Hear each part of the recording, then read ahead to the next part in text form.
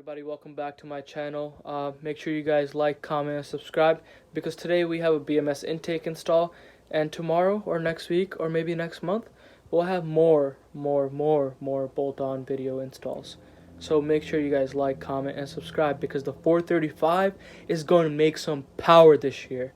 Alright, I know you guys are probably going to be like, oh, it's an N55, you won't get N54 power out of it, but guess what?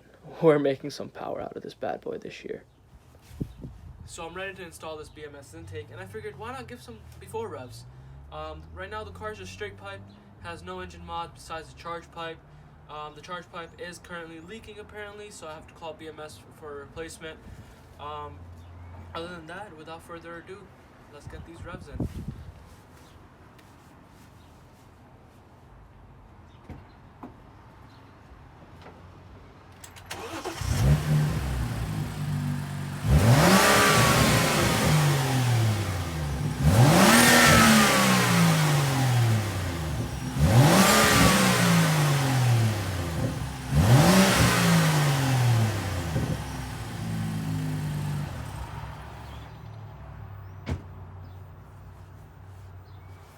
So I gave us some before revs. As you can tell, we have no turbo noises, no turbo spool noises, no sounds, nothing amazing, you know, when we're driving the car, when I'm driving the car. I hear no or whooshes, right? So apparently the BMS intake or any intake on an N55 engine gives you that turbo spool noise. So I want to install this and see how it goes. I'm not looking forward to any performance gains because it's just an intake. But it should make the car feel a little better to drive. Also, before you guys come at me for not heating up my car before revving it, just know that I was driving it 30 minutes prior to this, so it's already warmed up. Alright, so here we have a stock airbox. I am missing this clip over here, but it doesn't really matter to me because we won't need it. We have another clip here, we have another clip here, and then we have one more down there, as you can see. We have this MAF sensor, which has to come off and go onto the new intake. We have to release it from this grommet right over here, and then we have a clamp to release. So I mean, it's pretty simple. It should take you about 20 minutes. Come on. 2 and 3 is down there. Released. Just gonna release it from here. Pull it up.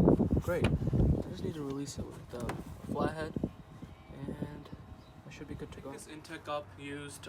It's a BMS intake.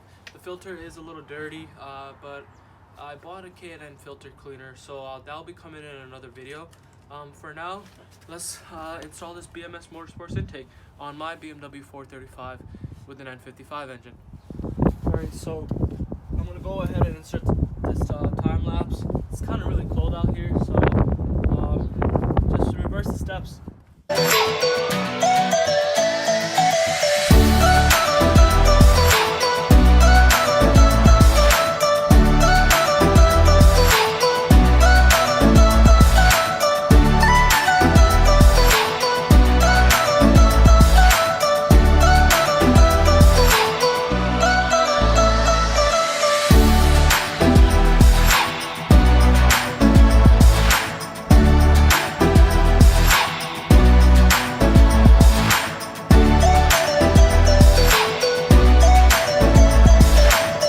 Alrighty, so this time I'm back with my stock airbox. It's out, fellas. Everything is out, everything's installed, so let's get these revs. I hope we have those turbo spools, because that's exactly why I put an intake in this vehicle. Otherwise, the first thing I would have done was a catalyst downpipe. But hey, who doesn't like some whoosh?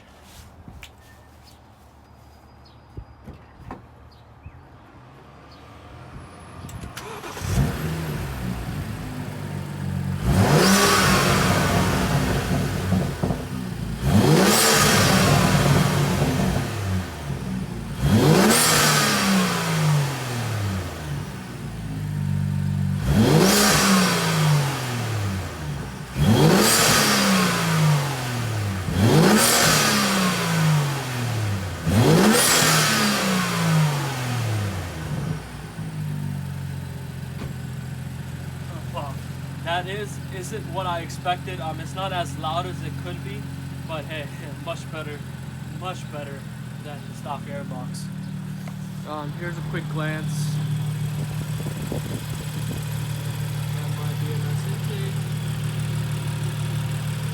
And honestly, it's time to wrap up this video.